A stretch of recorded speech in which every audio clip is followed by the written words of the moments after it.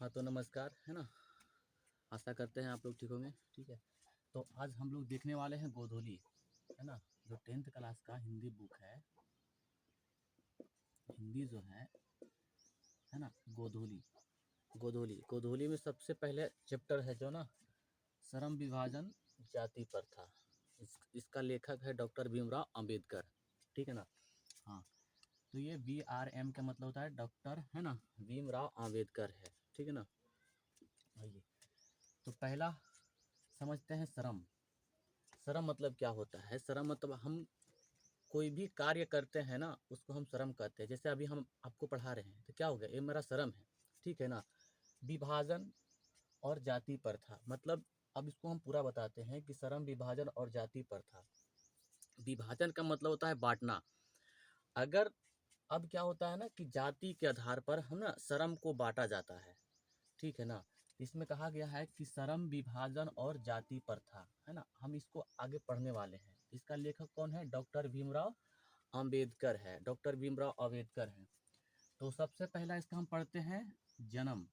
किसका जन्म कब हुआ, कहाँ हुआ है? ठीक है ना। तो सबसे पहले इसका है कि जन्म हुआ है 14 अप्रैल 1991 ईस्वी में हुआ था, है ना, जो है महू मध्य प्रदेश में हुआ था। कहाँ हुआ था?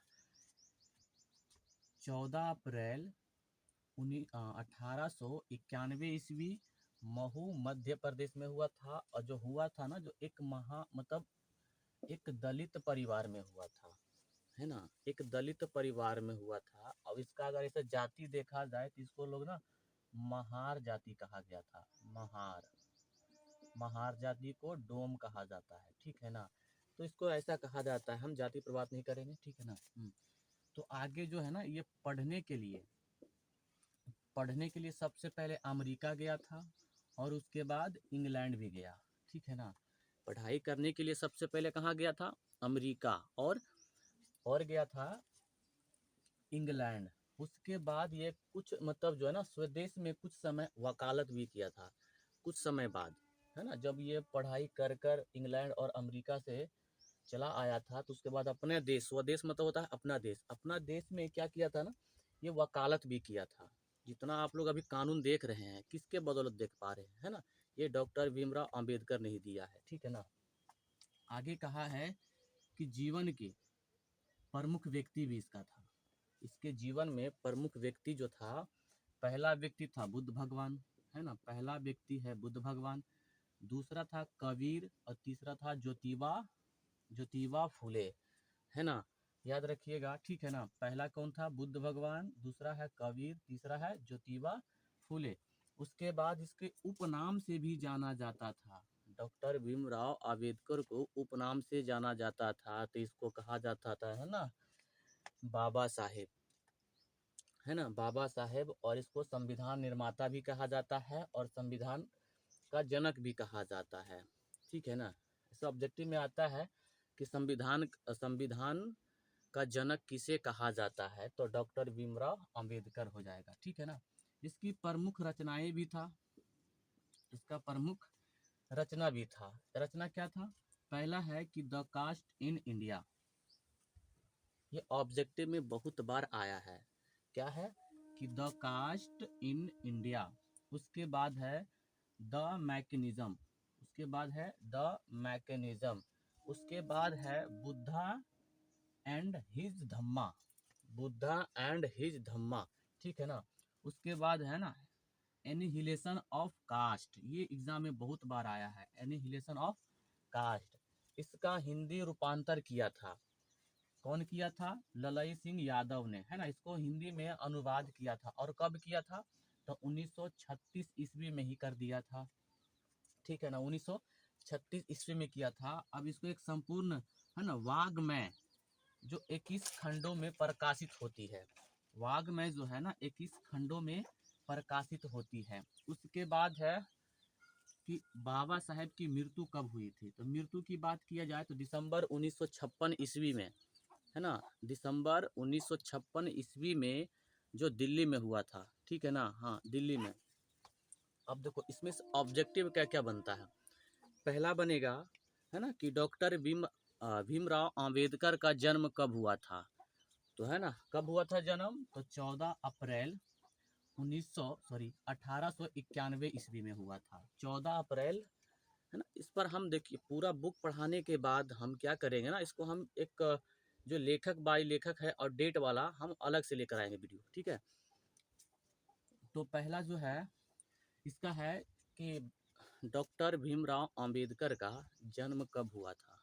तो जन्म कब हुआ है, 14 अप्रैल 1891 ईस्वी में। अगर पूछा जाएगा कि कहाँ हुआ था, तो महू मध्य प्रदेश में, है ना, महू मध्य प्रदेश में हुआ था। उसके बाद है कि पढ़ाई करने के लिए सबसे पहले कहाँ गया था, बताइए। पढ़ाई करने के लिए सबसे पहले कहाँ गया था, तो सबसे पहले ये अमेरिका गया था, उसके बाद इंग्लैंड भी गया है, ठीक है ना, उसके बाद इंग्लैंड भी गया है। उसके बाद कुछ समय बाद, है ना, स्वदेश में कुछ समय बाद वकालत भी किया था ये, समझे। चलिए, यहाँ तक क्लियर है आप लोगों को, तो बताइए, है ना। इसमें अभी इसका हम जो श्रम विभाजन जाति प्रथा जो है, इसके कहानी अभी हम आगे पढ़ने वाले हैं। अभी तो इसके बारे में हमने जाना है कि क्या क्या किया था इसने, ठीक है ना, बाबा साहेब ने। इसकी बहुत सारी चीज़ें अभी है ना। जाति के साथ भेदभाव बहुत सारे बाबा साहेब के साथ हुआ है ना। अगर इसको देखा जाए तो पढ़ाई कर, अभी के समय में हम लोग का इजी लग रहा है, जब बाबा साहेब पढ़ाई कर रहे थे तो उस समय इसको बहुत परेशानियां झेलनी पड़ी थी। इसको क्लासरूम में बैठने का अधिकार नहीं था। अगर पढ़ाई होता था, ये क्लासरूम के बाहर पढ़ाई करता था बैठकर, ठीक है ना। और बाकी लोगों, इसकी परछाई से ना, एक कहानी ऐसा था कि एक रिक्शा ड्राइवर था। अब ये बताया नहीं कि हम कौन सा जाति से हैं, तो ये बैठ गया।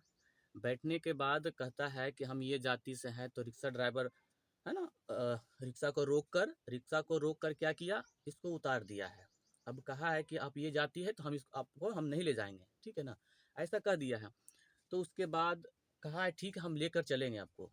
कहा है कि हम लेकर चलेंगे, लेकिन इसके लिए एक शर्त है। शर्त ये है कि जो किराया है, जैसे मान लेते हैं किराया है 10 रुपया, किराया है 10 रुपया, लेकिन आपको देना पड़ेगा इससे दुगना। और दूसरी शर्त ये है, कहा कि अगर जल्दी पहुंचना है तो, कहते हैं अगर जल्दी पहुंचना है तो अगर आपको देना होगा कितना, इसका दोगुना देना पड़ेगा। और उसके बाद ये भी किया है कि वो जो था, अब जो रिक्शा ड्राइवर था, अब कहा है कि ड्राइविंग आप खुद करोगे, तो रिक्शा अब तुम चलाओगे, ऐसा कहा गया है, ठीक है ना। ऐसा कहा गया बाबा साहेब ने। अब ऐसा उसने किया भी, क्योंकि उसको स्कूल पहुंचना था, उसको स्कूल पहुंचना था। इसके लिए, है ना, बाबा साहेब ने क्या किया है, रिक्शा को चलाना स्टार्ट कर दिया है। इसके साथ जाति पे बहुत भेदभाव हुआ है, खास करके पढ़ाई के चलते में, है ना। इसको ऐसे ही बाबा साहब और संविधान का निर्माता और संविधान का जनक नहीं कहा गया है। जब अंग्रेज लोग क्या किया था, इसके पास बहुत सारे दिमाग था, ऐसा ही नहीं 32 डिग्री लेकर इतना नाम कमा रहे हैं, समझ गया। तो एक समय क्या हुआ था कि अंग्रेज लोग क्या किया था ना, कि संविधान का बुक जला दिया था। अब संविधान का बुक जलाने के बाद तो संविधान खत्म हो जाता, लेकिन बाबा साहेब के पास इतना दिमाग था कि पूरा बुक को आद कर लिया था और उसको फिर से दोबारा लिख दिया संविधान को, ठीक है ना, फिर से लिख दिया संविधान को, समझ गया। तो अभी देखो क्या होता है कि जाति पर, है ना, अब फिर क्या क्या होता है कि जाति प्रथा क्या है।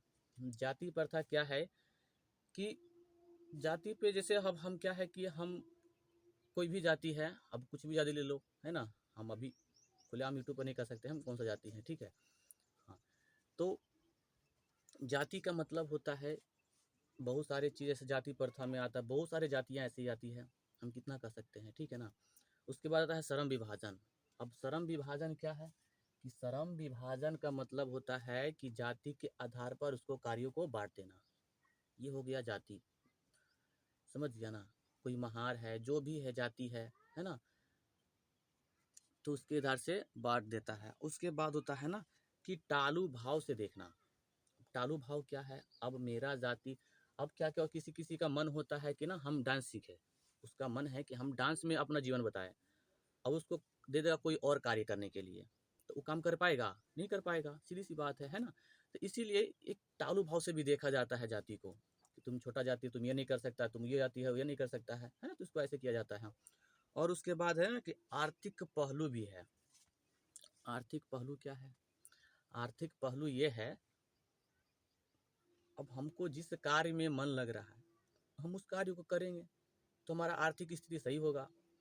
अब हमको क्या है ना कि जिस काम में हमको मन लग रहा है उस कार्य को छोड़कर कोई और कार्य दे रहा है तो हमको मन नहीं लगेगा, मेरा आर्थिक स्थिति और खराब हो जाएगा। समझ गए ना?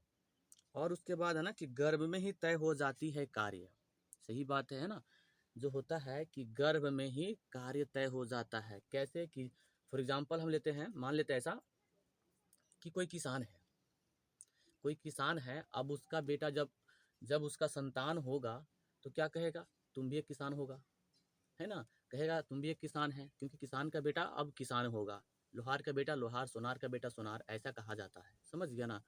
उसके बाद आता है ना, यहाँ तक समझ में अगर आ रहा होगा, हम हिंदी का जो है ना, हिंदी में कितना है टोटल, 24 है। हम 24 को पढ़ाएंगे। अब इसमें से देखो, हम पहला वीडियो में कहानी लेकर आएंगे, दूसरा में ऑब्जेक्टिव, तीसरा में सब्जेक्टिव लेकर आएंगे। ठीक है ना? अगर वीडियो अच्छा लगेगा तो लाइक कीजिएगा, शेयर कीजिएगा, सब्सक्राइब जरूर कीजिएगा, क्योंकि